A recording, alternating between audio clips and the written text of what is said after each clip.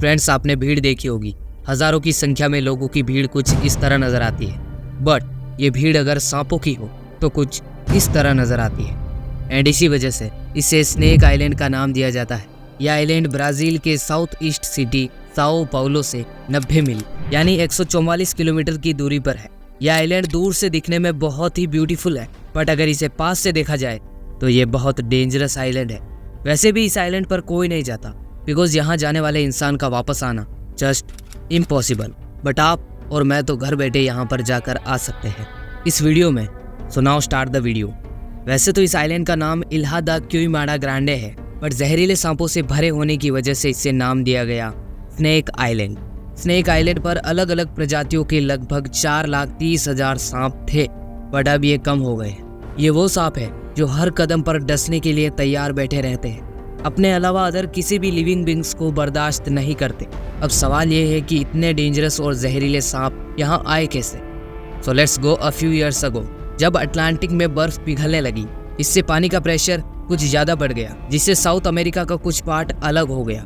And आज ये snake island है। अब साउथ अमेरिका में पहले ही खूब सांप, पर जहाँ इंसान रहे वहाँ धीरे धीरे सांप खत्म होने लगे। दूसरी तरफ क्यूईमाडा ग्रांडे पर इंसानों और बड़े शिकारी जानवरों की गैर मौजूदगी में सांप अपना एम्पायर खड़ा करने लगे। धीरे धीरे सांपों ने पूरे आइलैंड को घेर लिया एंड नतीजा यहाँ दूसरे जानवरों का दिखना मुश्किल है। पहले यहाँ छोटे बड़े जानवर और पंछी थे, बट जहरीले सांपों ने सबको खत्म कर दिया।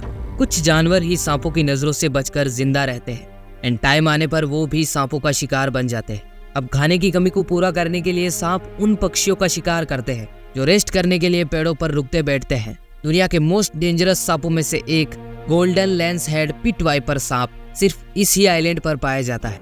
ये दिखने में ब्यूटीफुल बट है बहुत डेंजरस। इतना डेंजरस कि अगर ये काट ले तो इसका जहर इंसान के मांस को भी पिघला सकता है, जिससे 1 घंटे के अंदर मौत हो जाती।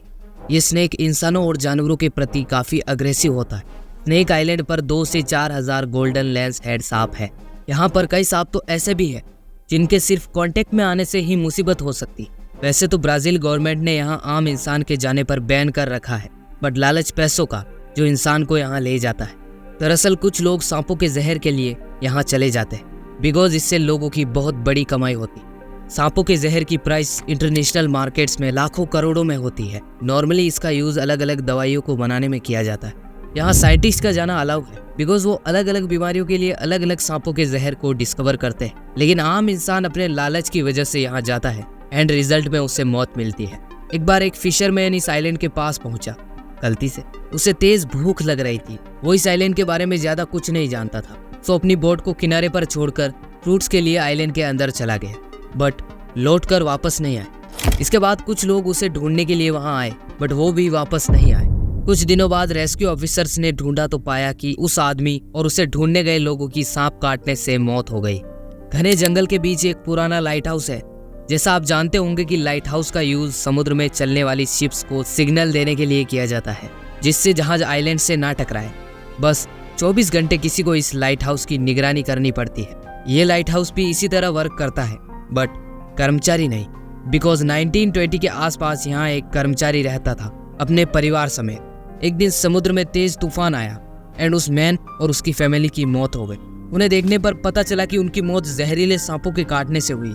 मेन रीजन तूफान नहीं था, जिसके बाद दोबारा यहाँ कोई रहने को तैयार नहीं था, ना ही किसी को रखा जाता है। लोग फिर भी यहाँ चले जाते हैं और आउटसाइड से फुटेजेस भी लेते हैं, जिसका फायदा ये कि आप और हम इसे देख पा रहे हैं। वीडियो अच्छी लगी हो या बुरी, हमारी पूरी मेहनत है। अपना प्यार जरूर दिखाएं। कुछ इन्फॉर्मेशन देते रहे, कुछ लेते रहे। Thank you.